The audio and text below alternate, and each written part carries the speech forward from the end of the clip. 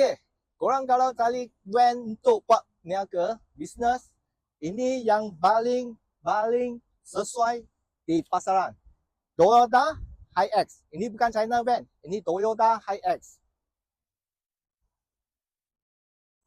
Okey, Hilux ni tahun 2019 daftar January. Okey, main kita tengok dalaman. Owner dah upgrade banyak barang. Nampak kemas kan? Bersih kan? Ini owner dah upgradekan TVC, papan semua memang sudah dah upgrade lah. Okey, Hilux, Pioneer Hilux ni sekarang dia ada dua enjin. Satu enjin 2.5 yang dekat depan saya ni. Satu lagi dekat Toyota showroom baru, dia orang jual 3000cc punya. 2.5 tak ada lagi. So memang kalau customer I semua tanya, ada 2.5 lah. Ini sebab dia apa? Dia minyak jimat. Sebab sekarang diesel kan mahal. Kalau dapat 2.5, betul-betul best.